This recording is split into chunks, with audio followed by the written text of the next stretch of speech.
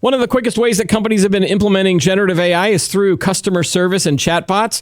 But how is the implementation going? Are these efforts succeeding or failing? And then what comes next as chatbots transform into AI agents? We're going to check in on the customer service joys and pains on this episode of Today in Tech.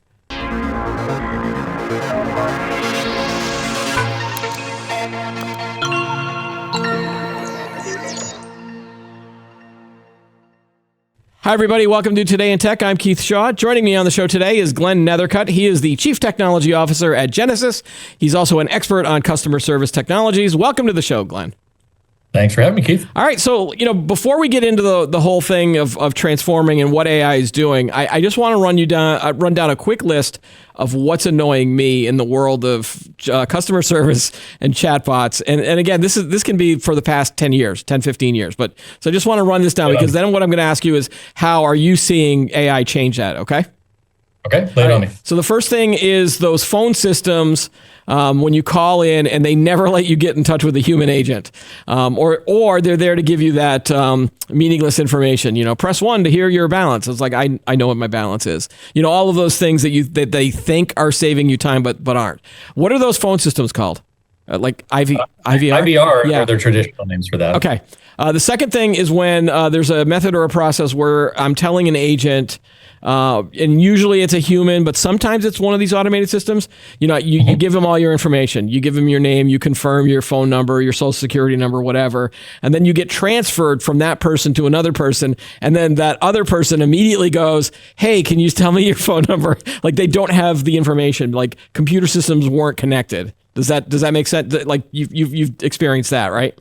Absolutely. Okay. Absolutely. And then the third thing that annoys me are the chatbots that never seem to be able to actually solve the problem, because I think that they're based on some kind of flowchart or other call and response type of information. Are those still out there? 100%. Okay. So those are the three things that annoy me. I'm sure that there's other annoyances. What are you seeing now in terms of generative AI being implemented to solve some of those annoyances, but also then go beyond and actually, help customers that are calling? Sure. Let me see if I can tackle all three of those a little bit. I'll remind you if you don't. The first one, your annoyance at IVRs and, pressing 1 and going through the classic phone tree, always in search of that human being in order to make a connection. We've done surveys with people, and it's about half, slightly more than half of end consumers ultimately want to reach a human. But that does mean that about half are actually, I think it's 47% in our statistics, are pretty happy with doing self-service. So I don't think the concept behind what self-service with IVRs back in the day were trying to do was misguided. I just think it was very frustrating, and it did not deal with it in a way that was particularly fluid, the way that humans like to communicate. Okay. So about a third of those consumers are saying that they have experienced exactly the same problem that you described in the last 12 months, that they have not been able to reach a human. And at the end of the day, that's what they were trying to do. So yeah, absolutely a real thing. Your second was context, right? Being able to remember. Years ago, a software architect I work with uttered a phrase that has stuck with me for years, and it was, considerate software remembers. Okay. I think that applies here. It's in all aspects of how we interface with technology now. We often have to do the same tedious tasks over and over again, when technology is supposed to be the things that are automating away the tedious tasks. So for me, having to repeat myself, say your name again, maybe if you're doing it for biometrics or asserting identity, that's okay. That's sort of understandable. But if you're doing it because you just don't remember that I'm calling in about my car insurance claim on my Ram Rebel 1500 or my Tesla Cybertruck, then that's not great. So a big part of these systems now that are being designed, unlike the former generation, is how much context they can remember and how they apply that as the conversation evolves. So that's a big thing. And the other thing is the number of channels that we can actually attach that to. If you ask consumers across the board right now, or even customer experience CX leaders, what do they think about digital experiences? Are those as important as voice? 97% of end consumers would say yes, And 86% of CX leaders would say yes. But give a guess as to how many of them are actually investing in multiple channels. Oh, Off the top of your head. 10%. Oh, no, that's probably a little too low. 15%? Or was I closer with 10? Oh, you're right at it. 16%. Wow. Only Wow. 16% are actually investing in multiple channels. I should go play the lottery. Yeah, absolutely. We'll fly to Vegas after Yeah. this. So only 16% of are invested. So they're picking one lane and staying with that, basically? It's either that or they're at least very bifurcated. And that, again, goes back to your point about not being able to establish context. If you were using a web chat at first and you're like, this is just not doing it for me, I need to talk to a human, it's too complex. If those systems are completely disjoint, of course you're going to have to repeat yourself. Yeah. So for us, a big part of the technological journey there has been assembling something that's kind of channel-less. We want the AI to not actually care which channel it's being used on. So that's a huge part of solving that problem with generative AI or any kind of AI, to be honest. And then the third thing was the call and response. And I'm assuming that they're just replacing these call and response systems with some more, large language model interactions and GPTs and things like that. That's happening? Yeah. It's certainly happening. So what I would say it started with IVRs, very constrained, directed dialogues, DAGs for some of your readers, right? We've got directed acyclical graphs on how we're actually going to navigate through a series of steps. Even with that, flowcharts can also get sometimes more complicated than some of those systems can deal with. But you're right that newer generations that handle different kinds of dialogue management have gotten better at that. So the last generation of conversational AI, which is still very much present today, that's not gone and replaced by LLMs just yet.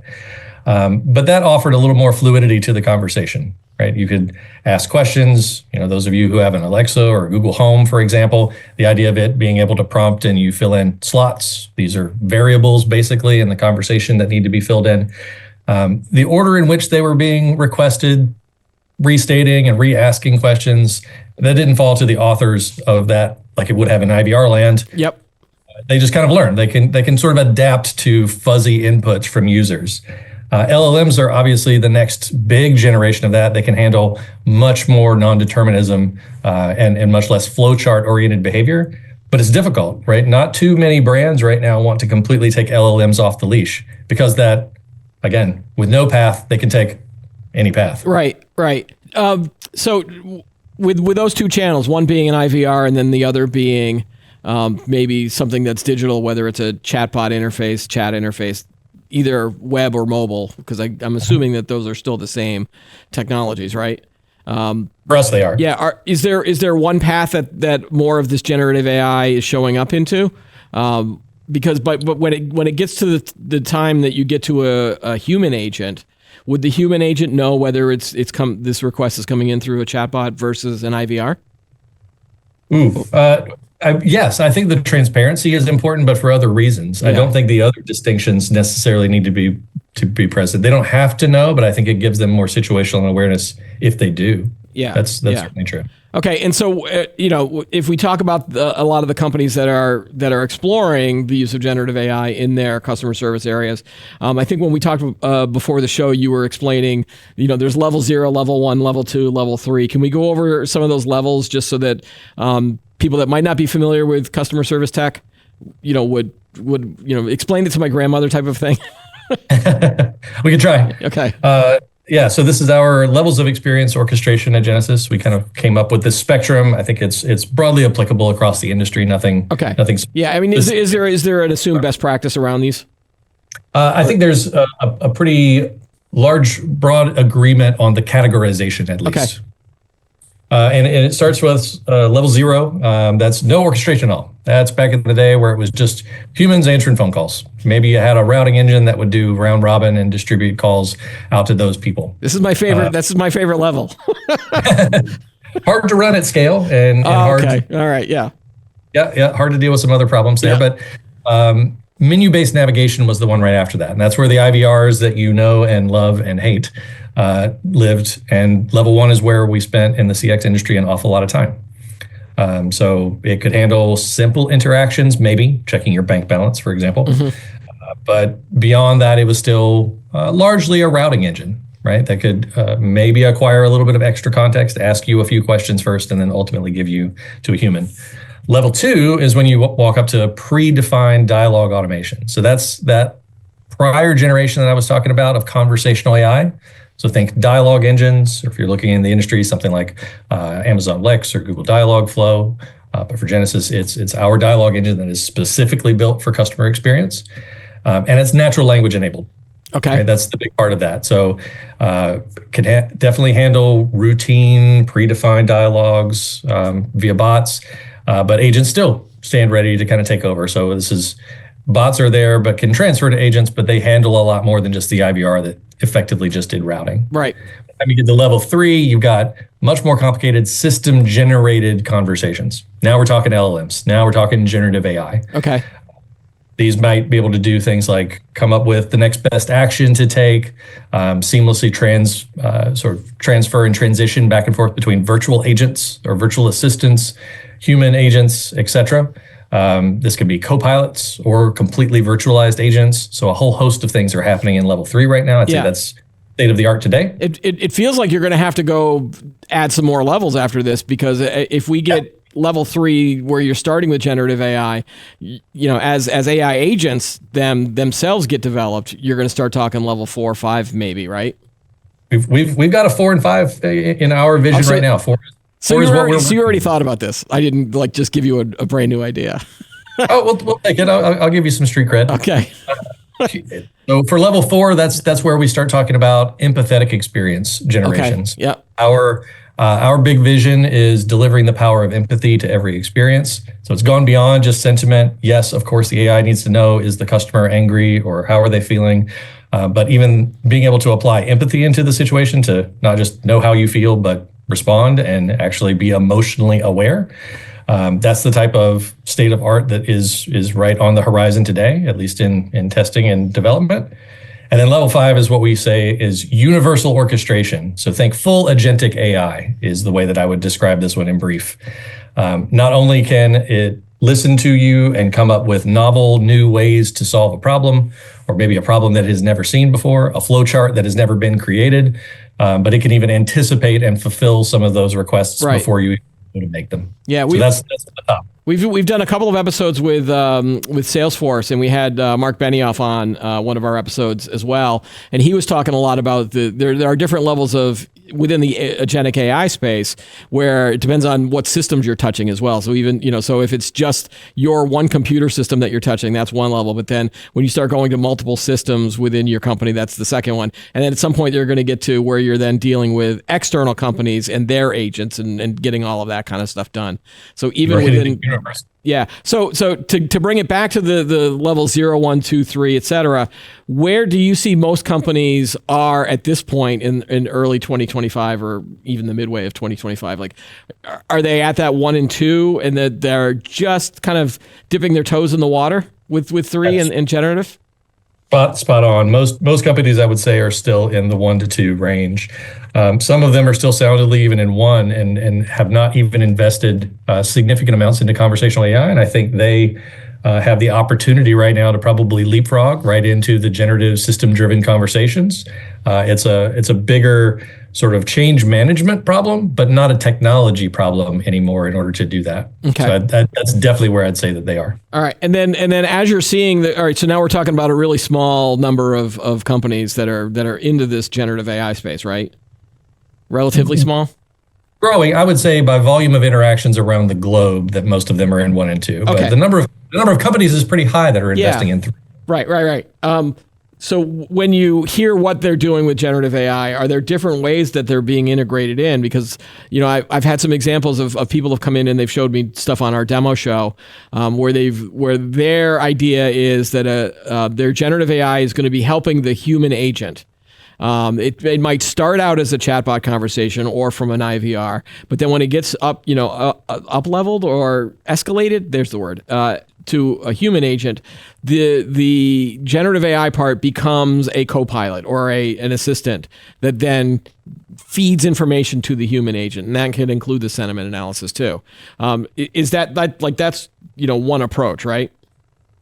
Absolutely. Yeah. We see like 4 major categories, I think, of how we maybe frame or articulate some of the AI value. There's the classic automation side. The one that you're talking about here with, say, Copilots would be augment. And I think that's a massive level of investment. In fact, that's probably where the most that are playing in level 3 right now are seeing maybe their biggest groundswell and the largest attach. In some cases, because it is a safety mechanism. In some cases, it's a little bit of a bias against moving towards a fully sort of actualized agentic sort of world. And in some cases, it's just the right thing to do to empower humans in order to do more, as opposed to replace the humans completely. Right, but then you're also seeing generative AI. I don't want to call them chatbots because I think chatbots is getting a. It's almost a bad word. It's almost a bit, or long in the tooth, But like the first point of contact that a customer might have could be with an LLM type of agent or system, right? And then maybe that chatbot agent, I got to come up with a better word, could solve your problems before it needs to get escalated. Because again, I don't want to keep name dropping the Mark Benioff interview, but he said that they're using AI agents from their agent force, and they're seeing only 2 to 3% that get escalated to the humans because they feel like their agents can solve most of those problems. So they put the AI in front rather than this Copilot approach where the human is basically being augmented and helped. Yeah, we're seeing both. Yeah. We're even seeing a third category. About 30% of leaders are also saying it's extremely likely they're using proactive service-related outreach. So not just handling the inbound calls, but even being able to handle reaching out to customers again proactively as they possibly can. Can you give an example of that? Like, is there like an example of what might happen in the future with one of these systems? Well, there's an awful lot of cases that we have where customers may do follow-up, or the brands that we support may do follow-up with their end consumers. And the idea of putting that into just a classic automated callback system where a human is then on the line and waiting for you to answer. And was this a good time to talk? Do you want to reschedule? All of that can completely go away, right? An LLM can actually front and say, here's what we were talking about last time. You said this was a good time to call. It can handle all of that type of behavior. Yeah. So we're seeing a huge amount of attraction for that. But I think also for sales and marketing use cases, you're seeing that for the outreach side as well. Okay. I think an example of that I've heard from an agentic side was in the healthcare space where, after your doctor appointment and your doctor tells you to do certain things and, either are you taking your medicine? Are you following up? Did you actually, drink that glass of water like we told you to? Instead of maybe doing this through a phone call or an email, like an agent could then, text message you or at least contact you and then confirm that you've done it, almost like a reminder service. But I'm sure there's even more interaction that you could have beyond just kind of sending a reminder, right? Yeah, I think that's the big promise of these types of systems and why we've been so adamant on the Genesys side to build platforms that people can extend those kinds of behaviors on, as opposed to the classic, very rigid systems that all you could do was the same types of interactions over and over again. You're exactly right. There's a lot of flexibility that these systems provide. So we want to empower as many people to take advantage of that as they can. Now I've got to ask you the question around jobs and replacing jobs and things like that. Are the companies that you're working with, do they understand that are they looking to just reduce costs and not have as many customer service reps, or is it something else? Because I think, you were telling me before the show too, that the real goal is to reduce that amount of time that you're on the phone as a customer with an agent, right? Like how many times have you gone and you're like you are our most important customer, and the call time wait is now 30 minutes. Like, you're trying to reduce that time too, and then also solve the problem as quickly as possible. I mean, for some, that's the goal. Yeah. Reducing the amount of handle time is certainly important. It's very customer dependent, though. We're seeing. I can pick a few examples of some clients. The Trevor Project, for example, it's the world's largest suicide prevention and crisis intervention organization for LGBTQ youth. Yep. So massive population that they need to support, and the idea of just being able to support more of them. Right, it's not about being able to handle them faster or to take the humans that are responding to these people out of the equation, but how can we do more with the limited resources that we've got for them is sort of their goal and their metric. Okay. For them, using AI-powered WEM, workforce engagement management, they save 2 hours per day for their supervisors. For each supervisor. I mean, that's a massive change in what they're able to support with a relatively small workforce. Okay. But and with the customers that you've spoken with, do you want me to read the stats, or do you want to read the stats in terms of how much time a lot of these systems are saving? You pick the ones that you'd like to talk about. This is what I think. This is what either you told me this, or we talked about this ahead of the show. Was the results that you've seen 50% decrease in time? You're now able to handle 2.2x the volume of calls, and this was interesting too, a 28-point increase in satisfaction ratings. So it feels like a lot of these early systems are improving on those three metrics. Are there other metrics too that you're recording or that you're monitoring? I mean, there's a host of them. Yeah. For some, it's average speed of answer. For some, they want to optimize the total handle time. Honestly, those who are embracing the augment first and doing things like agent copilots that could leverage, say, summarization as a good example, like the wrap up period. So it's after the person might be out of the call, the end consumer is done, but the agent still has to do some work to finish it. Why put that load on them when an LLM could do that job exceptionally well? So we saw there like both a primary and a secondary benefit. The primary being that, yes, of course, that after call work shrank to negligible amounts, almost epsilon, right? Nearly zero. Yeah. But the secondary benefit was the quality of the call went up during the call. And that was an unexpected NPS boon for them. But it stands to reason that if you are, as a human being, not having to take all of the notes so that you can make your supervisor happy, but instead you can communicate with the other human being on the end of the line, that you're going to be a lot more present in the situation. So we're seeing all of those effects.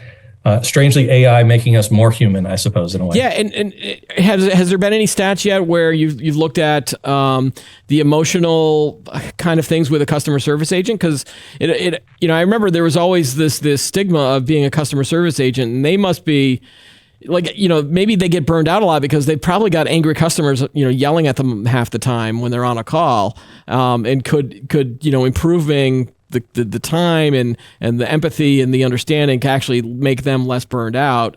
Or, I mean, is that something that could benefit companies maybe exploring this? We certainly track a metric there too. For us, that would be probably around teammate or employee retention.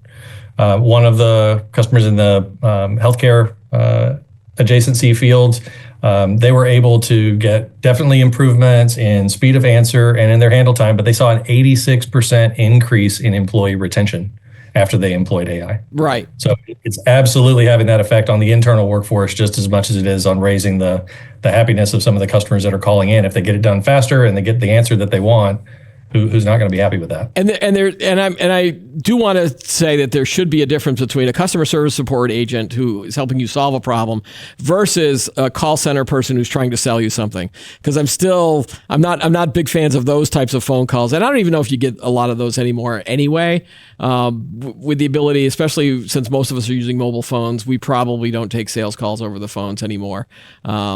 And try to avoid them because they could be spammers or scammers and things like that. So those roles have probably gone away a lot for the most part, right?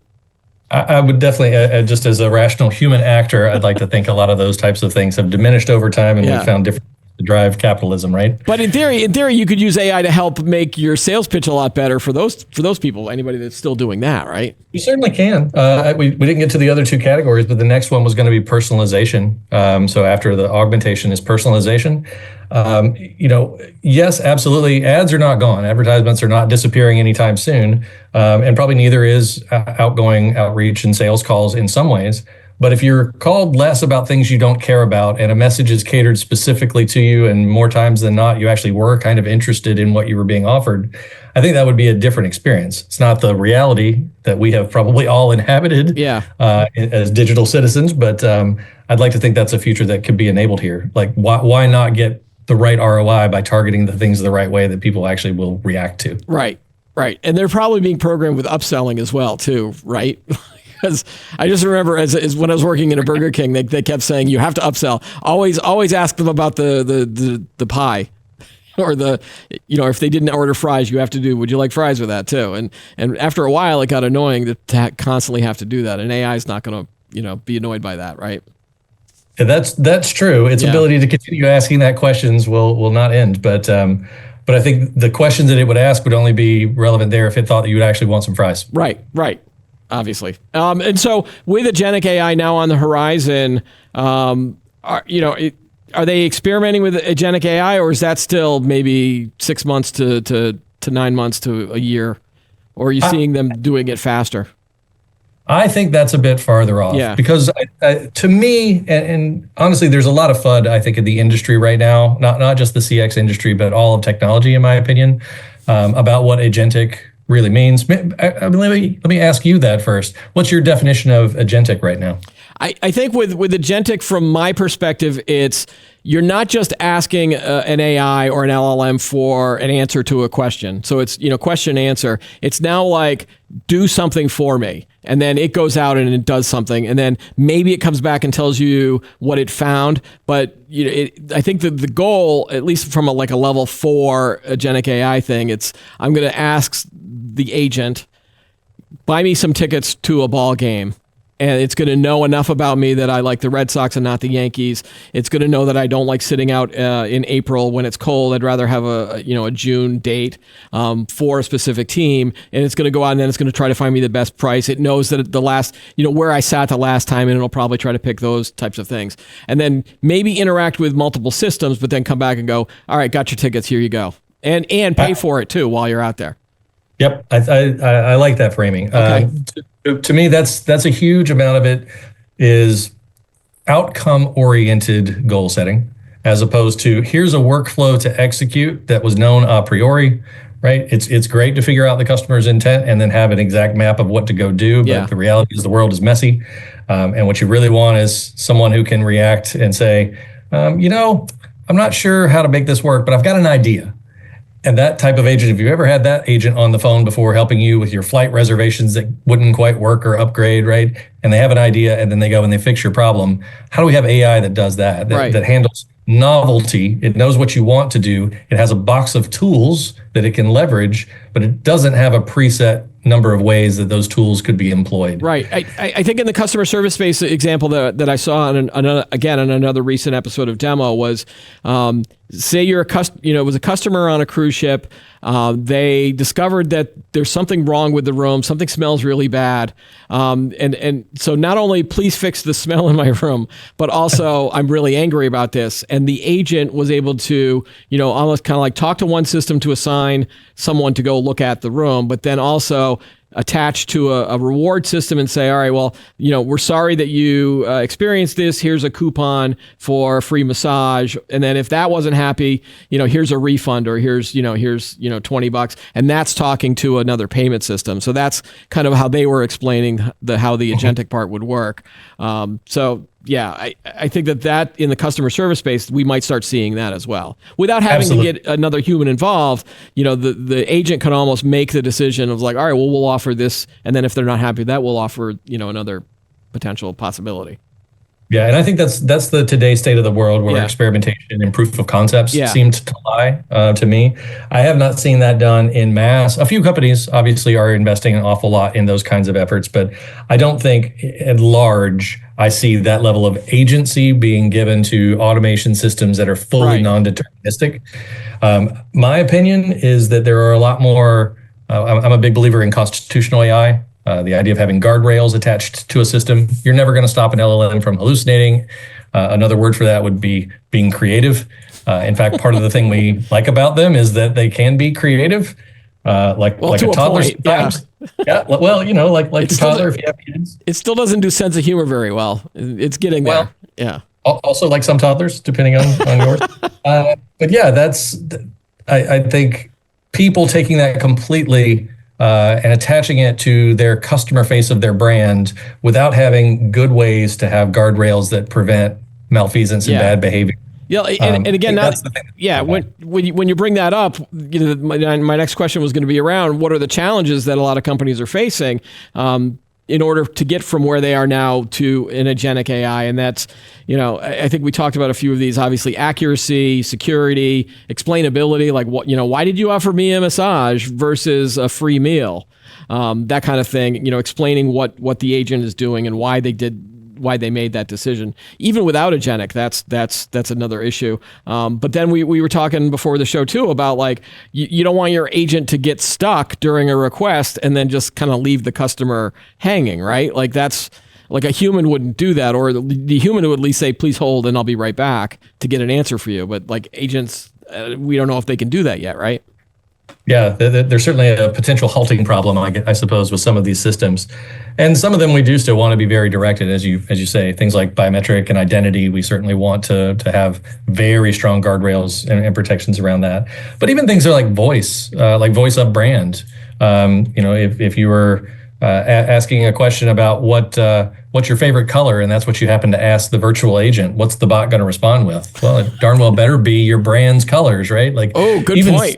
Yeah. Even simplistic things about how you want to cater and control its behavior just a little bit. Brands care about that quite a lot. So the ones that we're dealing with and the systems that we're building, the types of constitutions and policies and guardrails we're putting in place give you that level of flexibility. And I think as we see that part mature, that's when we'll see the adoption of the fully agentic kinds of systems. Yeah. Until then, you'll hear some of the horror stories about those who have attached it directly to, let's say, big mass market LLMs. I won't name names, but some of those have gone pretty poorly and have promised things like free flights and all kinds of other things. Like don't do that. Right. So anyone who's attaching a completely off-the-shelf LLM right now is probably woefully misguided about what that ultimately could do badly for their brand. But systems that are designed to have those kinds of guardrails in place, I think, are already becoming in vogue. Right. We'll see them for constrained conversations first, and for more fluid ones later. One of the other things that I've heard about in the AI space are around voice AIs. And so not only do you have LLMs that can give you a block of text, but then they can convert that to an audio file, and you get voice AI. Have you heard of any kind of examples where maybe a customer looking into AI can change the modulation of the voice depending on either the customer or their location, things like that? Yeah, accent shifting is probably the one that's super interesting. You can imagine having a customer service agent, maybe upstate New York, speaking to someone in the deep South, and just for ease of conversation, being able to do simple accent shifts, not necessarily to represent as though you're from that area, but just something that's as easily understandable for both parties as you can possibly get.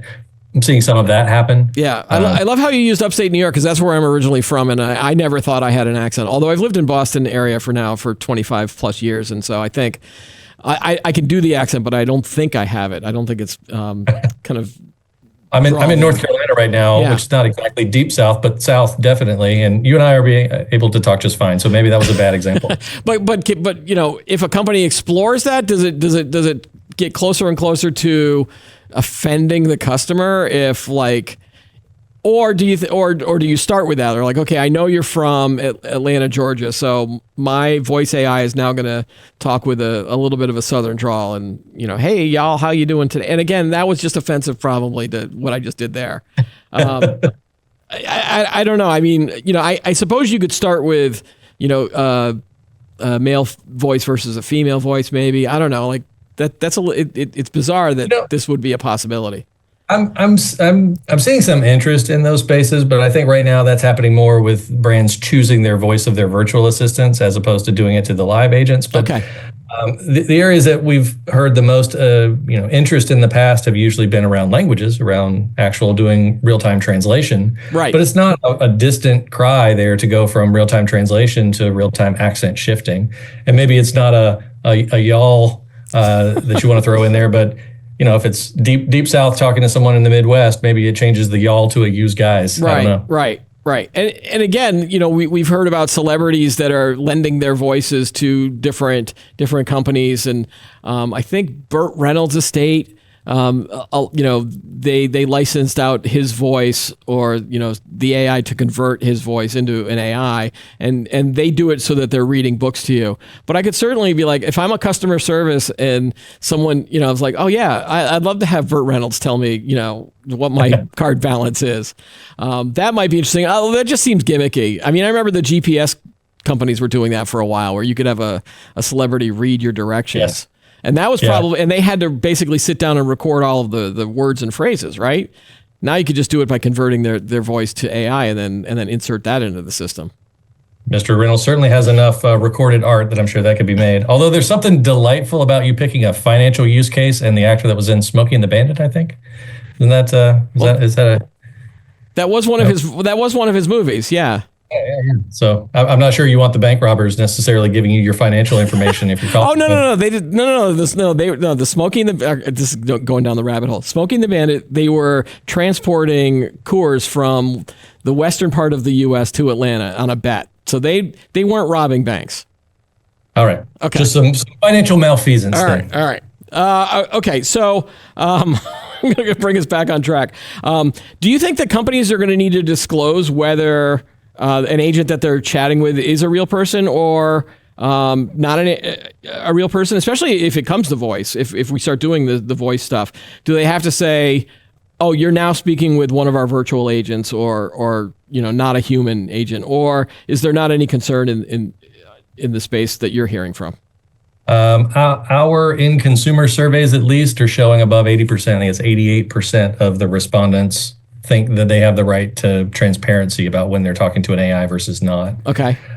From the brand side of it, if you're in, say, Europe, probably in APAC and ANZ fairly shortly, I think there will be statutory and regulatory requirements that force you to do that, but obviously not every municipality in the world will have it.